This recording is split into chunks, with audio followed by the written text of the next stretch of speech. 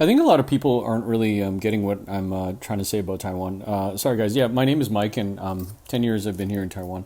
I really like Taiwan. There's a lot of things that I like about Taiwan, but I won't kind of just blindly say that, every experience that I've had in Taiwan is amazing. Every little thing that has happened to me is great and fantastic and wonderful because it hasn't been.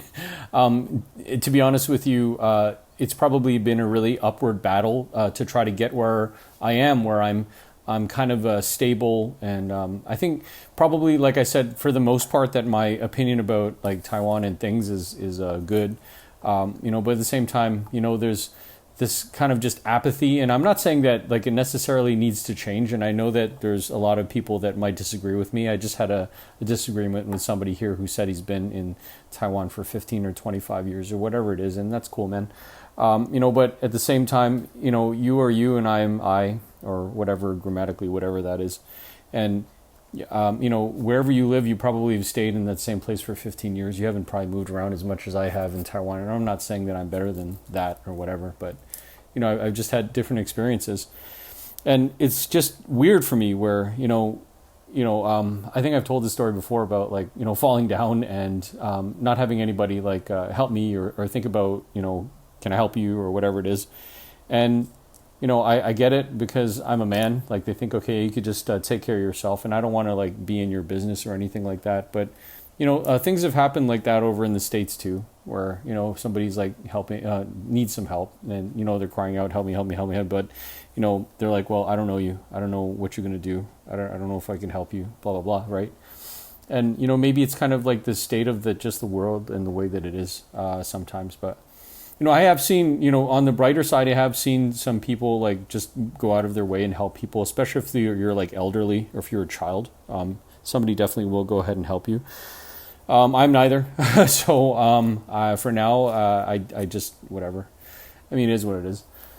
Today, I was really glad I went over to like a sandwich shop. But mind you, this was like a really big franchise. I just ordered whatever I ordered in Mandarin Chinese, and it was good to go. But, some other shops that I go to, some kind of, I guess, I don't want to say locally owned, but like maybe it is.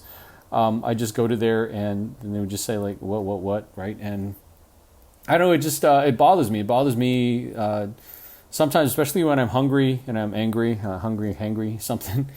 And I'm trying to get through what I'm doing and I'm trying to, okay, long story short, I'm trying to go through there with my crooked, busted Mandarin and trying to get them to know what I want. And maybe it's partly my fault because I'm not trying hard enough to get them to understand what I'm saying. And maybe my pronunciation isn't as good as they want and whatever it is. See, the thing is that I think that we in Canada, we have lots of tolerance for people with different accents. And, a lot of people will get mad if you don't understand their accent, if people judge them by their accent and whatever, blah, blah, blah, right? But, when you're growing up in Taiwan and there's only one accent for Mandarin that's acceptable, which is the native one, then it's kind of, I guess it's hard for people who live in Taiwan. Like, you don't really know anybody who speaks Mandarin as a second language, so you have nothing to refer to. And another thing is that, they're really based on like kind of efficiency here. This is why kind of they have this whole apathy thing, is because they want things to go smoothly and they want things to go quickly. So, they don't really have time to, focus on like whatever you're saying. They'll just say, well, I don't understand, and move on to something else, especially when, they speak English and they think that they speak English really well. So they'll just kind of move on to something else if my Mandarin is busted or whoever's Mandarin is busted or whatever. And I'm not, maybe I'm crying boohoo wah wah a little bit, right? Like, oh, woe is me, I can't speak Mandarin as well as I could, and I've been here for more than 10 years. But, at the same time, it's like, guys, like have a little bit of, just relax and, I don't know exactly what I'm trying to say, but have some patience. Not everybody's a teacher. Yeah, I get that. But, it could be, try to put yourself in somebody else's shoes. And I think that when we're young, we don't know what it's like to put ourselves in other people's shoes. So that's why we kind of, I don't know, grow up in a way where we don't really grow up. We don't really understand the way that other people are. And, I think that's really sad. I'm not saying that that's all of people in Taiwan, but maybe there are some people in Taiwan that are like that, or maybe it's just the people that I've encountered, or whatever it is. But I was so on the good side, guys. There's like I've seen some stuff about foreigners opening up businesses in Taiwan, and it's very hopeful because I mean you can do it, and especially if you already have a permanent residency status over in Taiwan, then I think the minimum amount to open a business is probably if it's not enough or not a lot, you don't have to significantly have like a lot of money in your bank account in order to open a business, and which is not a lot I could say for like other places. A lot of places they'll say that you need some significant amount, and you should be really lucky if you qualify for a working visa, or if you do qualify. If you are married to a national, then you can go ahead and do that, and maybe that's what I'll go ahead and do in the future. So, but yeah, definitely the future is for you probably to open some type of business. And I'm not saying that you should open up an English school, because I've looked at it like 5 ways to Sunday about how to open an English school, and I don't know necessarily if it's my most favorite thing that I want to do. Is been my job for like the last like 10 plus years, and then I'm going to manage some people that to do the job and make sure that they do a good job too. Yikes. That's all I really could say. So there's lots of things like I guess that what I'm trying to say with this video today about is just the fact that people may not understand what I'm trying to do when I like say these vlogs about like Taiwan. I like Taiwan a lot, but I think that I don't want to say necessarily things that could change, but there's things that it would be better if it wasn't like that. It would be better if people didn't get into lots of traffic accidents.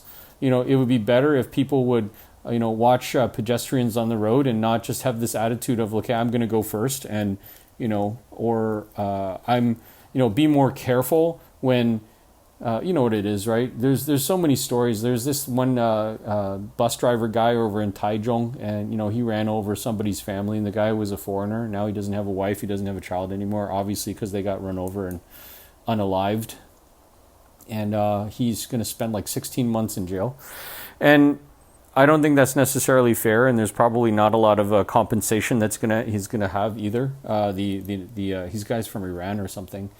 And all of this could have been avoided. He said that there was not good lighting, and all this other thing. The bus driver, and the court case proved him wrong. That he had enough time to go, and there was enough light, and he was able to see, but he still decided to go do that anyway, right? And there's no responsibility on that part, right? So probably in that respect, whoever's listening to this can agree that Taiwan can change. But there's worse places that you can be at. I would say, it's not as clean as is in Japan, but at the same time, it's probably cleaner than it is over in Vietnam, and that's nothing to do with those countries, because you got to judge each country based on its own merits, right? But we're in a good position, and some people, they want to be left alone. I used to work with this guy, and I think he was like from South Africa or something, and I think the second time that I went to go work with him over at a summer camp, he was always like, "Why are you talking to me?" And he just wants to be left alone. So I think really at the end of the day, it's really sad to say, but there's kind of something here in Taiwan where if you want to be left alone in a place and just kind of do your own thing, then that's okay. You can do that here. I wish it wasn't like that, but sometimes some things are the way that they are. So guys, don't take this too much like I'm a pessimist, but I'm trying to just be a realist at the same time and balance out both views. So if you have any questions or comments, leave them down below, and I'll see you guys later. Bye.